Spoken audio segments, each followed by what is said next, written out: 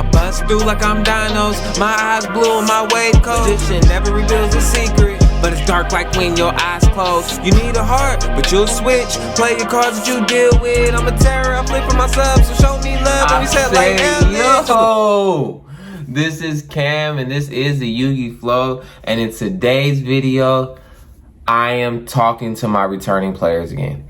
And I am going to level with you. It's not going to be a fun talk. Today we have 5 hard truths for my returning players. Okay, this one's gonna be kind of difficult for me to make because I'm a returning player. I have suffered from all of these truths. It's not just you. I have to be the one to tell you, because if I don't, other people are just gonna think these things and you're not gonna be too fun to be around. But I have to be honest with you. Definitely let me know if there's any more that I missed or you don't agree with some of what I'm saying, but just very honestly, I'm right. Right? Okay. Cool. Hard truth number 1. Okay. Everyone might not be able to relate to this. You know when someone's in prison for a really long time and they come out and they look at everything in the world today and they're just lost, and they thought things were gonna almost move at the rate that they moved? That's how it is for returning players. Like, if you left when synchros were big, you're just gonna assume every deck runs synchros. Like, you're not thinking about the fact that progression happened and different decks run different things, and you're just gonna refuse to run links. Everything is gonna end up being so complicated for you that you almost will not change with it. I've seen this happen so much, where it's just, oh, well, when I played, I almost said in my day, like I'm fucking 50, or 80, or whatever old is to you. I mean, if you're 16, 50 is old. I'm 30, so 50's right around the corner, I guess. But anyway, when I played, we did this, or we did that, or they didn't have these type of cards, and it's just, they do though. You know what I mean? Like, now they do. So what are you gonna do about that? Because they have these cards. The game is played the way it's played.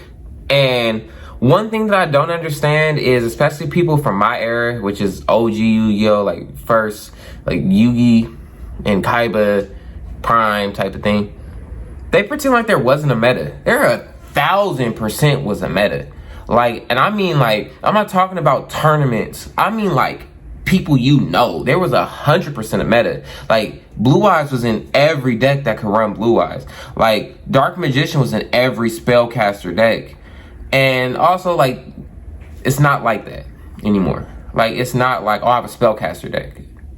It's like, okay, there are thousands of spellcasters. What does this mean? Like, you know what I mean? Those type of terminologies, when I was growing up and playing, everyone knew what you meant by spellcaster deck. You had the top spellcasters, you had some staples. There were always staples, so don't let anybody tell you different. 1,000% Mirror Force was a staple where I was. I mean, I don't know about other places, but like, non-competitive, playing with people at lunchtime, there were cards that everyone wanted and everyone had if they could have it, which is what a staple is. So don't let people lie to you. Yeah, like, it's okay though. Like, just like someone in prison who comes out and reforms and figures it out, you can figure it out. You just have to be willing to. Thing number 2. Your era wasn't the best, right? And it's kind of like this with anything. Everyone who plays basketball or watches basketball, my era was the best, or my players would do this, or my decks were better than that deck. And it's just, everything is just growing and changing. Like, there is no the best.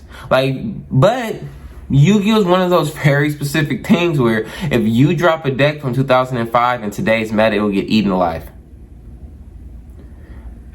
This is due to things like ban lists. It's due to things like just power creeping as a whole.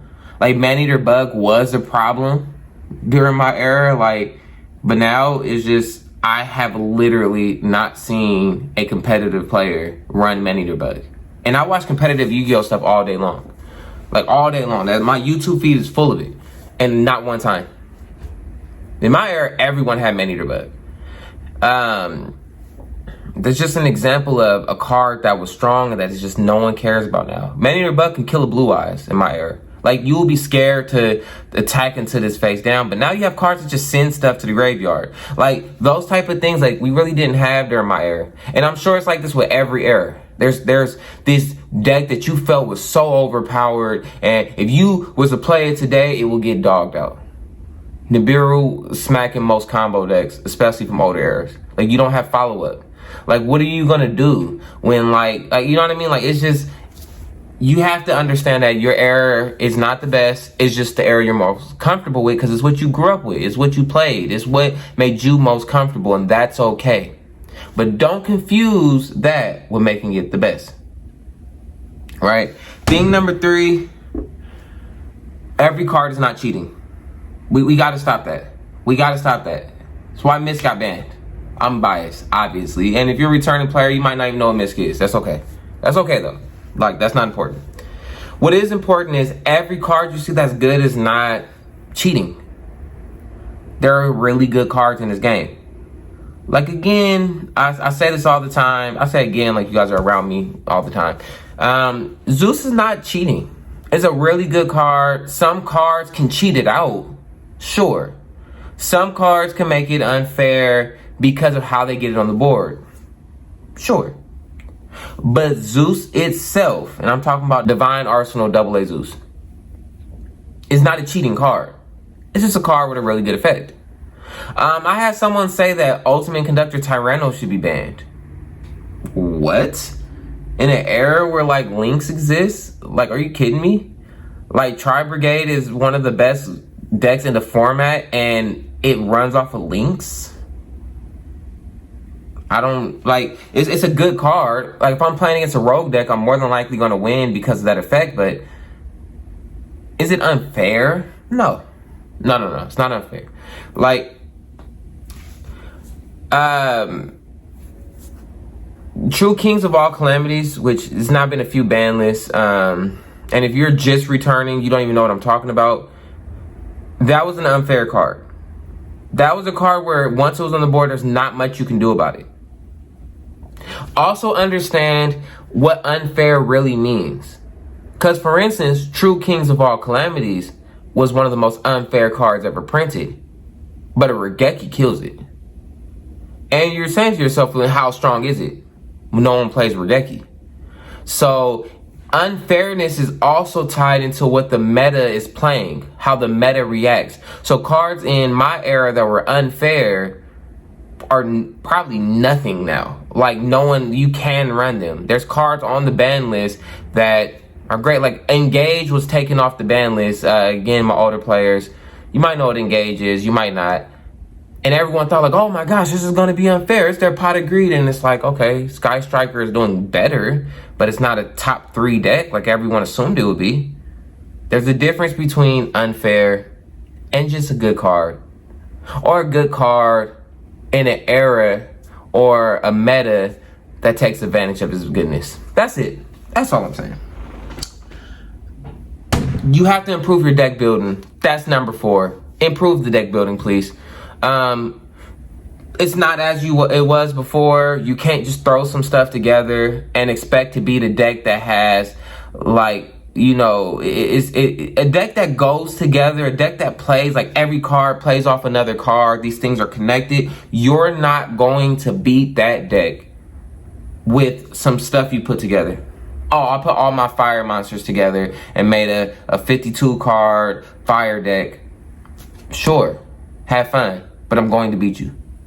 Like, there's nothing, like, you're not going to be able to stop me. Like, my worst brick, you can't kill me in one turn. You don't play hand traps for some reason. That is a mistake. Like, it's not a cost thing either. Effect Veiler is cheap. DD Crow is fairly cheap. Like, there's a lot of cheap hand traps. It's less about can you afford it, and it's more about a resistance to playing it, a resistance to doing it. Those things are different. and my returning players got to get past that. Last thing, number 5, very most important thing, I mentioned it with number 1. You have to change with the times. Like, you can't get stuck into where you played and how you felt when you played, and that's how things should be played, and you're not going to change. Because there are some people who are going to take this video and say like, oh, I have fun playing, and it's like, I'm not talking to you then. You're okay. I'm saying the majority of the returning players that I've talked to, that I've interacted with, who have left the game again, is because they weren't willing to change with the times. They couldn't take their deck that they've been telling everyone, if I just pull out this deck, or if I dust off these cards, and knowing you guys are going to be able to beat me, and then you find out that's not how it goes. Like decks that lose to an Ash Blossom. And it's just like, well, you shouldn't have, but the card exists though. So either you're going to change with the times, get the card or play around the card, or you're going to want to leave the game because it's not going to be fun. You're never going to get a turn off. Like, I don't know too many decks that don't play hand traps. And most of the older decks lose to one hand trap. Your whole board that you're trying to build is based off of this one lackluster move that you're trying to pull, and I Ash Blossomed the last step. Now what? And now you're mad at me like I shouldn't have Ash Blossomed, or I shouldn't have Beerooed you. Like something as simple as when I first started playing, and shout out to Nolan from my comic book store. I learned everything from him. He gets all the credit for as good as I became. But anyway, I'm trying to ask him, like, why would someone play Nibiru and give someone a token with, I don't know, 6,000 attack? And he's telling me, like, it's easier to get rid of that than aborted things. And I'm thinking, like, that's crazy, because in my era, 3,000 attack was a problem, but 3,500, you're not getting rid of that. You got to manage the buggers. Like, it just was crazy until I played. And I was open to change and open to try it out. One time I gave somebody with attack so high that we agreed that if he, with this token, inflicted any life point damage against me, I don't care how high my monster was, if it was attacking head on, he wins the game. And I got rid of the token my very next turn. It wasn't even a problem. Like, at no moment in time did I even stress about it. You have to be willing to do that. You have to be willing to change, and you have to be willing to accept that things aren't what they were. With that being said, let me know if you have any questions, if there's anything that I missed, because I don't want to deter anyone from playing, but I do want to be honest with you about what you're playing, right? So with that being said, please like, please subscribe, and I'll see y'all later. Best, I don't fail shit, I don't rest. Or scoop a brick, I won't let you take a win, that's 2-0. Move slow when I combo, that's Dragon Link. Pass turn, no need to think. The world I'm in is virtual, where the sky's Ojama pink.